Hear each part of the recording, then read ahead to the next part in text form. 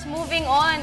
Yun, tamang-tama yun para hindi ka mabully. Yes, actually, dahil din ang pag-uusapan natin ngayong meron kang umaga. martial arts na alam na para hindi ka pwedeng i-manhandle ng mga malalaking bully. Lalo na si JC, hindi yan mabubully dahil ang dami niyang alam na martial arts. At saka ang laki-laki niyang tao. Ayan na. Actually, Sandro, ito isa sa mga pinaka-tinututukan dahil isa rin ito sa mga problema. Itong bullying, hindi lamang dito sa ating bansa, kundi sa ibang bansa rin. So, good news dahil meron na tayong batas na tinatawag na Anti-Bullying Act. Ito nga ay pag-uusapan natin this morning at bibigyan linaw din ito at bibigyan pa tayo ng marami pang impormasyon at detalye. Makasama po natin this morning ating very special guest, si Representative Rodel Batocabe, 16th Congress, ako, Bicol Party List. Good morning po. Magandang umaga po, sir. Ay, magandang umaga, Dayan. Magandang umaga, Sandro. Yes. Sir, siguro maganda po nga, bigyan muna natin ng linaw itong anti-bullying na batas. Ano po ba ang, kumbaga, pinaka-nilalaman po nito?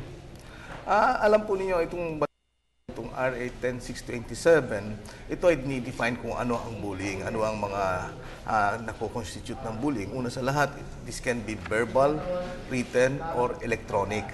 Okay, towards, repeated or severe.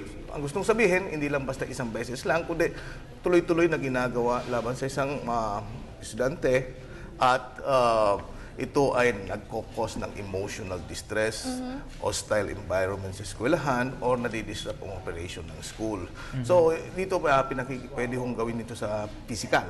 Itong pagsusuntok, pangingiliti, o pananakot, yung hindi physical, emotional naman, pananakot.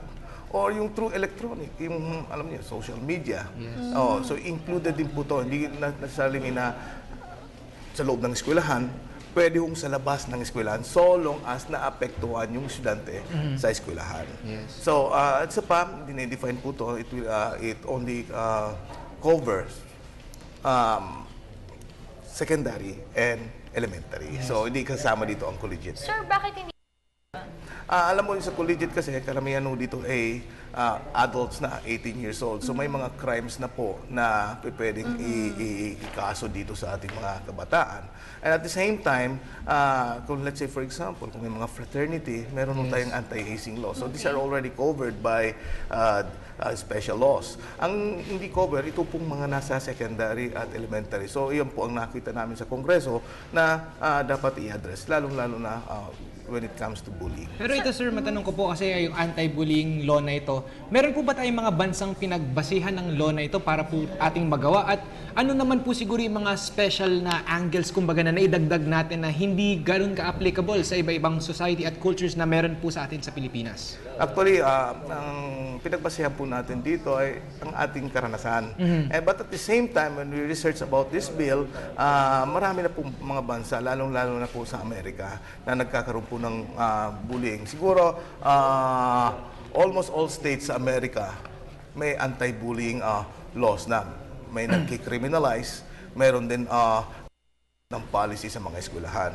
Sa atin, hindi natin criminalize ang bullying, kundi ginawa natin na in-institute natin sa mga as policies sa ating mga eskwelahan. So itong law na to ngayon, ang sinasabi dito, itong lahat ng mga eskwelahan natin, lahat ng elementary at secondary schools, dapat meron silang anti-policies against bullying.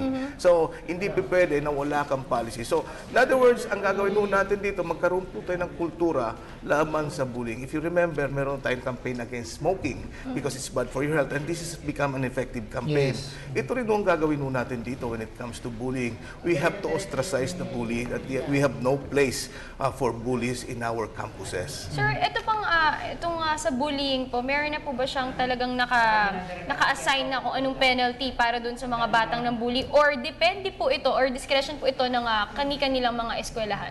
So ganito po yan, nakasaad po sa batas na ang direction ng batas is yung sa rehabilitation. In other words, we treat the bully as a victim also. Okay. Ang gustong sabihin, kita po natin sa pag-aaral natin, ang karamihan ng bullies, galing sa tinatawag natin na dysfunctional families. Gustong sabihin, So may pinanggalingan? yes, hiwalay ang magulang, isa lang ang magulang palaki, or galit siya sa mundo. So ang nangyari, pinagtutuunan niyang pansin ang kanyang mga kaklase, ang kanyang environment sa eskwelahan. So yun ang nangyayari sa mga bullies. Yun ang karamihan sa bullies. So ang treatment po natin dito ay we have to treat the bully. So, more of kakausapin sila ng psychologist or Yes, paano? there's an effective rehabilitation Okay. sa isang bully. And it takes also the participation not only of the parents but also of the teacher and the principal or the school administrator. So tripartite ito na tutulungan itong bully na ma-assimilate siya doon sa kanyang school environment. Yes.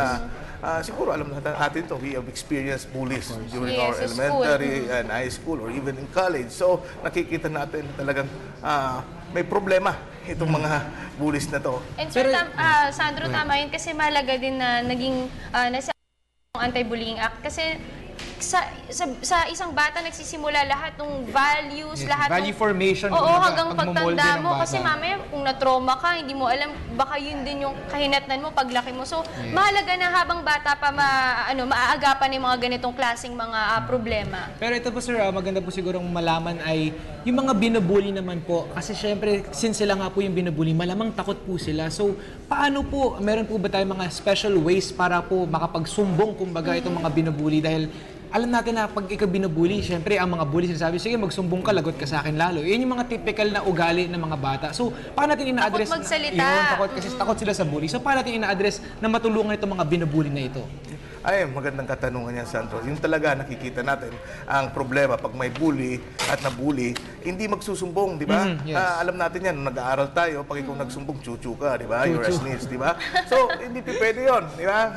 May i-ostracize ka rin o talagang kakantsawang ka rin ng mga kaklase mo. So, ang mangyayari po ay ganito. Dito po ay magkakaroon po ng isang anonymous, yung meron ng sistema kung saan pwede ka Muslim, na pwede ka magsabi sa teacher mo or sa principal na ito, si Sandro ay isang bully. Ito, ma'am, si Sandro ay bully at ito po ay ginagawa ni Sandro. And then the principal naman or the teacher, as the case may be, is duty-bound to investigate. Otherwise, kung hindi siya mag-imbestiga, pwede ho siyang makasuhan administratively. So, are there like mga help desks po? Kumbaga para sa mga kabataan natin, sa mga... Yan ang gagawin po ng implementing rules. I guess yung mga think guidance counselors din. And for example, kami sa Ako Bicol, we will have an information drive sa lahat ng mga schools sa Bicol. Gagawa po kami ng mga posters na, report bullying because it hurts. Mayroon ganon. And I've seen So, that mga in schools. campaign advertisements I've po. seen that in schools sa Australia, sa Canada, and the US. Mayroon yon. May mga posters sila sa mga schools nila, report a bully or bullying hurts, ganon. Meron. So, gagawan po tayo ng kampanya niyan na babaguhin natin ang kultura na ikaw, pag may bully sa iyong mga eskwelahan, ay i-ostracize mo or aalisin natin yan na mahihiya ka na ikaw ay isang bully. Di ba? Kasi ngayon, kung makikita mo, ang naging sistema ngayon, pag may bully, kuminsan yung panghero, yung pang ng mga Which is kaklase mali. niya. Which is mali. Dapat yon ikahiya at huwag tularan. At itama. Itama. So, yan ang gagawin mo natin ng kultura na pag may bully, nakakaya.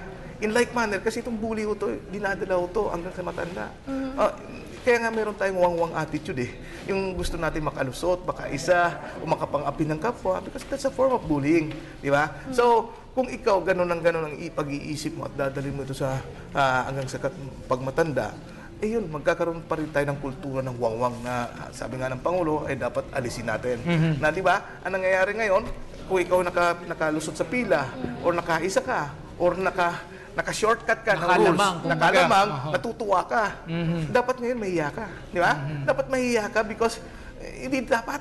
Hindi Masamang dapat. ugali, Masamang ugali. Actually, tama po kayo dyan, sir, kasi pag sa mga ganyang edad, actually, Sandro, elementary, high school, ito yung mga pag sa barkada, ikaw yung matapang or ikaw yung bully, sikat ka eh. Ganyan yung mga nangyayari dyan. So, which is hindi tama. At ang magandang naisabatas ito kasi maganda rin ang sinabi ni sir kanina dahil nga magkakaroon sila ng mga advertisements kung saan may mga posters na makikita na i-report yung mga bully. Maganda yung mga bawat eskwelahan, maglagay rin sila nito para aware yung mga students at hindi sila matakot. At yun nga, ma-discourage kumbaga sa ganyang mga pag-uugali at mga pagkilos. Kasi talaga naman, alam naman natin na yun nga, sabi mo nga Uso kanina. talaga yan, kahit tayo na-experience natin Yes, yan eh. yeah. Ikaw ang bida pag ikaw ang bully. Talagang dinadala mo to pagtanda mo, so magandang maiwasan Kaya natin. maswerte kayo, magandang lalaki ka, Sandro, maganda ka, Dayan, hindi kayo nabubuli. Alam mo yun, may nabubuli, di ba? Nakikita mo yung merong parang depekto, Yes. or yung maliit, di ba? Or yung Hindi talaga mataba, yung out of the ordinary, di ba? So, yun ang nangyayari. Kung isip mo, nakakaawa rin di ba? Kung ikaw